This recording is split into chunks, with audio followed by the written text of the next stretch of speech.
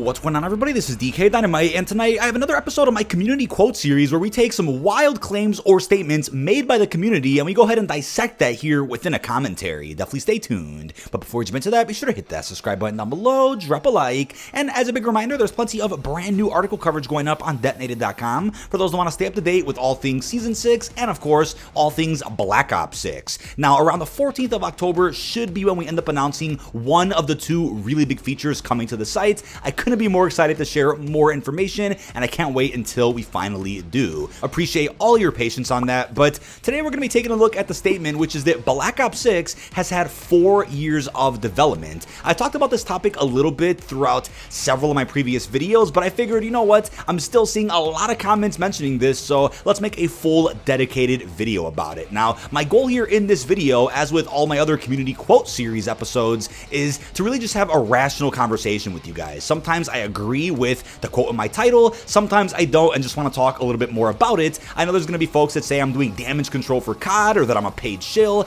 By the way, just to remind people that aren't aware, if I was paid or endorsed in any way to say something positive or anything at all, I'd have to disclose that with you guys in the title and description of this video, along with a verbal announcement as well. But I am predicting that with the launch of Black Ops 6 and even throughout the entire year, if there's ever a bug that gets discovered or if something's missing or something gets delayed, you're going to see a lot of comments asking what Treyarch has been doing for the last 4 years. Now, it's actually pretty easy if you've been following Call of Duty for a while to know what Treyarch's been working on for the last couple of years, but if somebody doesn't know, then okay, they're just ignorant to it or weren't aware, they don't watch videos or do research on the internet, and that's fair, right? Not everybody is going to know what I'm about to talk about, but if you're wondering what has Treyarch been working on over the last 4 years, we actually do know, and that's just based off the experience we've all had in-game together. So yes, this fall will mark 4 years since the release of Black Ops Cold War, right? That game came out in November of 2020, but since then, Treyarch's been working on a hell of a lot more than just Black Ops 6, so they had to go ahead and ship 6 seasons of Cold War DLC. Now, obviously,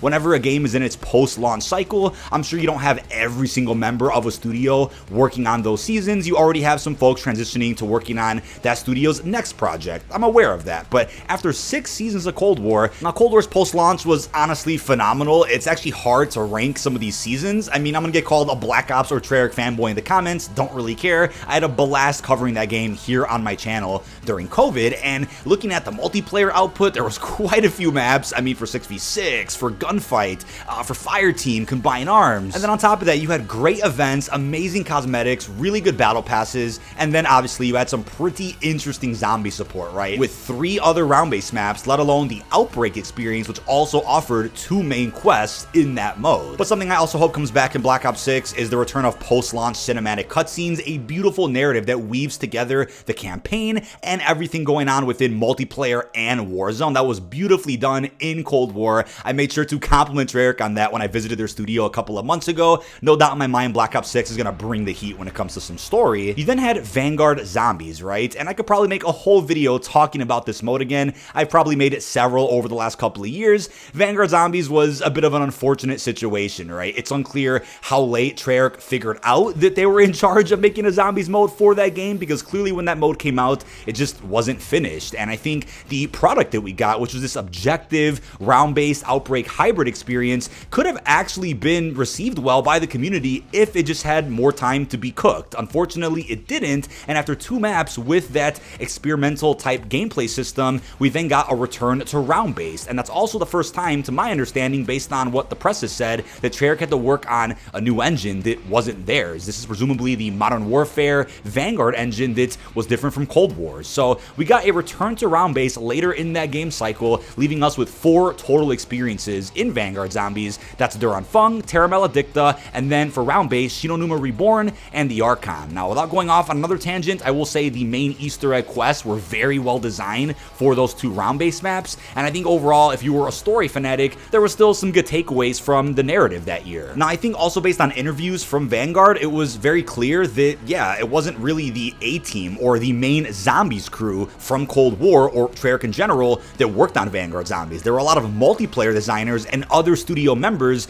that worked on that project. Hopefully that makes sense, because I'm sure the rest of the Zombies folks are still working on Forsaken, which came out at the start of Season 6, which also was just like under a month from the release of Vanguard. That's crazy to think about, by the way. But apart from from what was Vanguard Zombies, Treyarch also worked on the ranked play mode for that game's multiplayer. So again, a new set of tools and a multiplayer on an engine that Treyarch hadn't previously worked with. But fast forward a bit, and to kind of speed things up a bit with what they have been working on, they also did ranked play for Modern Warfare 2 multiplayer in partnership with Infinity Ward. They then did the ranked play for Al Mazrah for Warzone 2.0, then Zombies for Modern Warfare 3, which launched amazing, by the way. I think the way the mode launched and the way the first season updated that mode was absolutely brilliant. I think everybody out there could probably agree with that. It was just unfortunately when Treyarch stepped off of MWZ after around season 1 to when it became noticeable that the mode was kind of just getting bare minimum every season, nothing on the same scale and quality as how the mode launched or how the first season worked. But Sledgehammer and other studios like High Moon, Beanox, I think even Infinity Ward, they still clutched up some pretty good gameplay through some of the act missions, the Easter egg rifts, the schematics themselves, and of course the conclusion that we got a couple of months ago, which I actually really enjoyed. Now they then did ranked play for MW3 multiplayer and ranked resurgence for Fortune's Keep and Rebirth.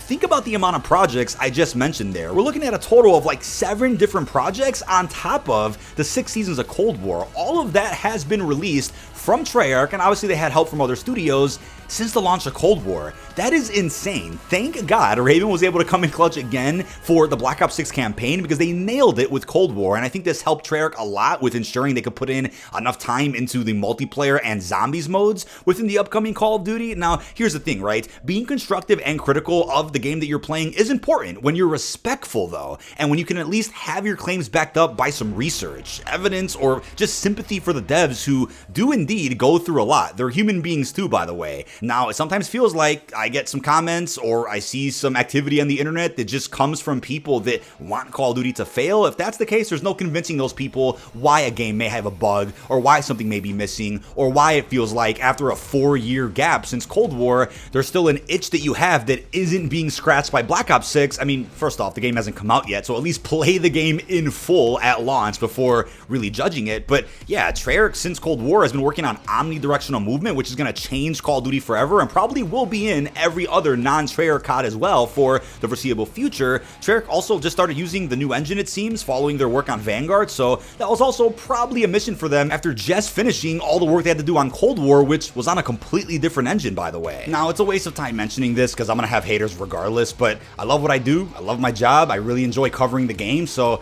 that's why I'm passionate about it, right? I'm not paid to say anything good about the game, but what I could do is talk about what is good about the game, then be respectful with my criticism of what is wrong, which I do every single Friday during the podcast and in videos when needed. But ideally, unless it's part of this series, my commentary is usually just informative and provides you with the information one-to-one. I will add my input and my opinion, but when it comes to controversy or me just yapping about a funny topic, I'll save that for the podcast and of course this video series. Now, I made an episode of this quote series a couple of weeks back talking about the new rumor that surfaced from Charlie Intel and other media outlets and even some of those data miners that have suggested that apparently Treyarch had to borrow maps from MW3 and use them for what I'd assume is the post-launch, unless some of those maps are also being used for the launch window of Black Ops 6. Apparently Sledgehammer had more multiplayer content planned for Seasons 5 and 6 that had to get saved for BO6, right? This is an unconfirmed rumor that we'll probably never really know the truth about, but if Treyarch had to do that, here's why I don't really mind, right? You're gonna say, oh, well, you're defending the fact that they don't have enough maps ready, and what were they doing?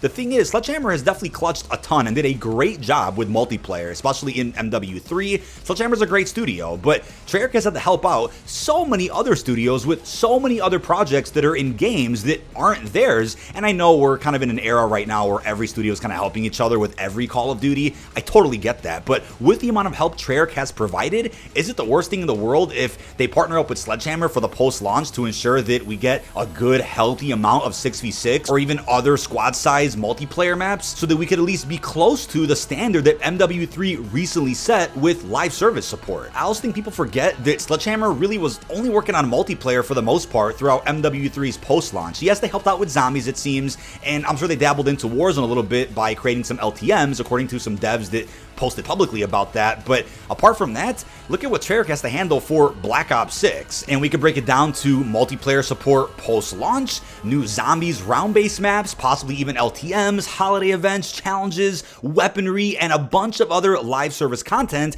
not to mention if they have to make the Black Ops 2025 campaign, the multiplayer or zombies for that title, which again is currently unconfirmed but has been rumored by the media. Raven could probably help out again with that project, and I wonder if that's why they went with bringing back Verdansk this year, or excuse me, within 2025, the BO6 cycle, because that could be an easier task than working on a completely new map. And then we have the big Avalon space, which we're going to be seeing in campaign and through multiplayer. If they slap all that together, technically Avalon is a big Battle Royale Warzone map that could also be saved and could come in clutch when Season 1 rolls around for that futuristic Black Ops title. That's the rumor that I know Insider Gaming and other outlets have suggested. So everything could still work out, but Treyarch is going to have to deal with quite a bit, it seems, in the next year and a half especially. So what worries me is specifically, though, Black Ops 2025. If that game is real, we know right now the media has reported that Infinity Ward comes back in 2026 and Sledgehammer comes back in 2027. So who does that leave this futuristic Black Ops game to? Probably Treyarch and Raven, but considering Sledgehammer's game is pretty far away, I have confidence that they'll probably come in clutch with the DLC for BO6 and possibly even that Black Ops 7 futuristic game. Look, I'm not trying to fearmonger at all with that rumor. I'm just bringing you guys the information that is currently known by the community. But the best case scenario is if multiple studios get together to make sure a lot of these projects get shipped out the door on time so that all of that pressure doesn't just fall on Treyarch, even though I know Treyarch is a massive studio, so is Sledgehammer.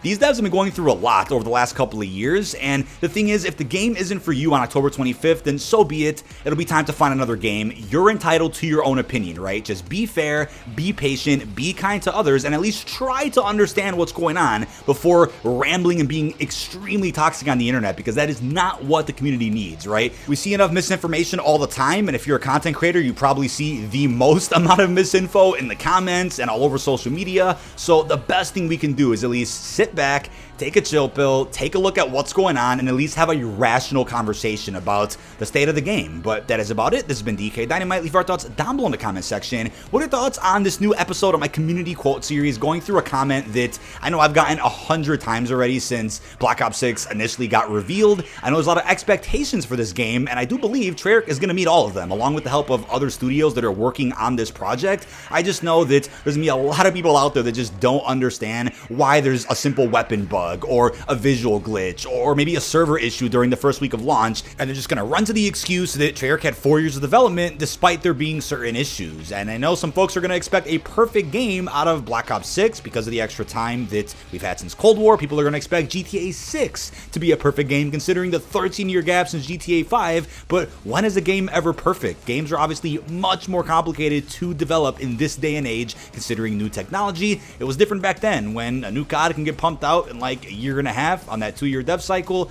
No game is perfect, times have changed, and people need to realize that. But with that being said, really hope you've enjoyed, and peace out, everybody.